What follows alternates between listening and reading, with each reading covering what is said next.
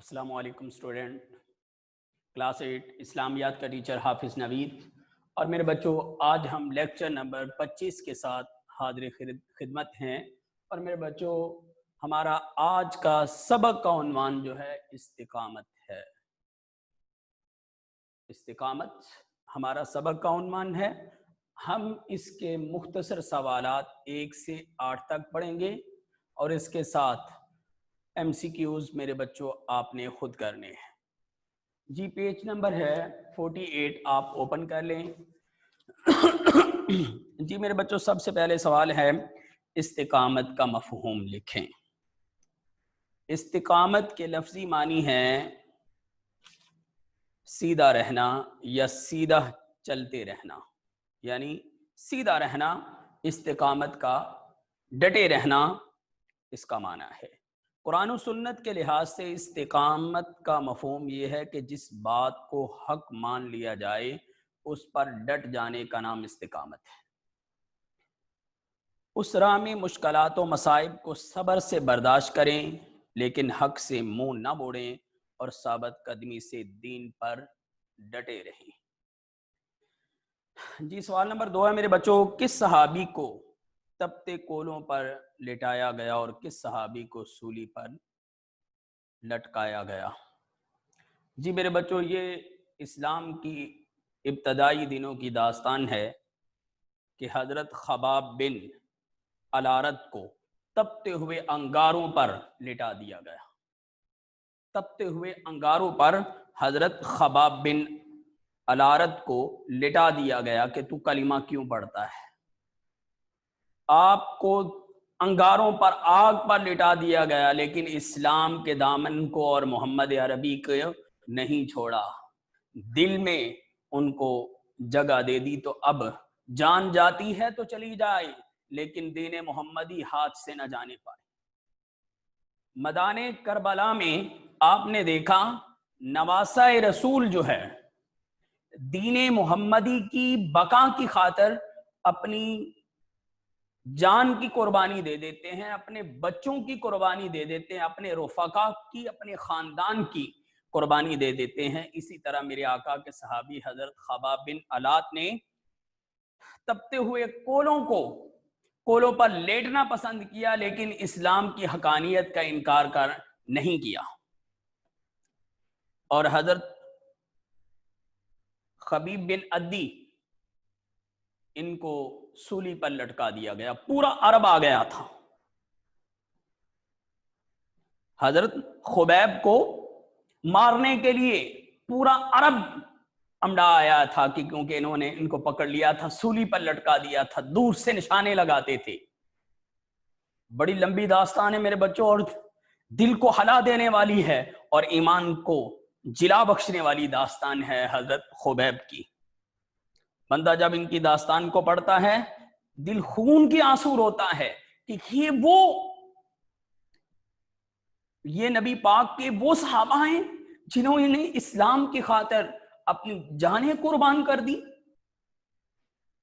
آج ہم اسلام پر تنقید کر رہے ہیں۔ میرے بچوں ان صحابہ کی زندگی کو پڑھو تو آپ کی زندگی کو 4 چاند لگ جائیں گے۔ جی میرے بچوں اللہ تعالیٰ نے صبر و استقامت کا کیا اجر بیان کیا ہے۔ جی میرے بچوں صبر و استقامت دکھانے والوں کے لیے قرآن پاک میں جنت کی نوید سنائی گئی ہے، خوشخبری سنائی گئی ہے۔ جن لوگوں نے کہا کہ ہمارا رب اللہ ہے پھر اس پر ڈٹ گئے تو ان پر فرشتے جو خوشخبری لے کر نازل ہوتے ہیں کہ نہ تم خوف کھاؤ نہ غم کرو اور اس جنت کے نوید پر خوش ہو جاؤ جس کا تم سے وعدہ ہے۔ ہم وعدے کی، ہم دنیا کی زندگی میں بھی تمہیں حامی و مددگار اور دوست ہیں اور آخرت میں بھی، اور اس جنت میں تمہارے لیے وہ سب کچھ ہوگا جو تمہارا جی چاہے گا، وہ سب کچھ ہوگا جو تم طلب کرو گے، بطور میزبانی کے بہت بخشنے والا نہایت مہربانی کی طرف سے ہے۔ سوال نمبر 4 ہے میرے بچوں، ذرا دیکھیں۔ حضور اکرم صلی اللہ علیہ وسلم کے چچا نے آپ صلی اللہ علیہ وسلم کو سمجھانے کی کوشش کی تو آپ صلی اللہ علیہ وسلم نے کیا فرمایا؟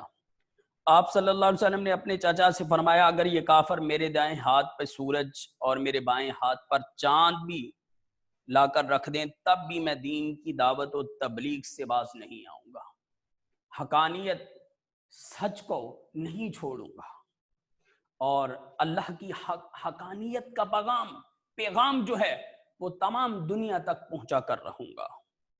کوسچن نمبر 5، کون کون سی چیزیں رسول اللہ صلی اللہ علیہ وسلم کو اپنے موقف سے نہ ہٹا سکیں؟ منافقوں کی سازشیں، تہمتوں کے تیر اور الزام تراشیوں کے ہتھ کنڈے بھی آپ صلی اللہ علیہ وسلم کو اپنے موقف سے نہ ہٹا سکیں۔ انہوں نے کیا کچھ نہیں کیا، ہر طرح کے ہیلے بہانے کیے کہ آپ صلی اللہ علیہ وسلم جو پیغام حق لے کر آئے ہیں اس سے باز آ جائیں، لیکن آپ صلی اللہ علیہ وسلم جو اللہ کا پیغام تھا قیامت تک کی آنے والی تمام انسانیت کو دے کر چلے گئے۔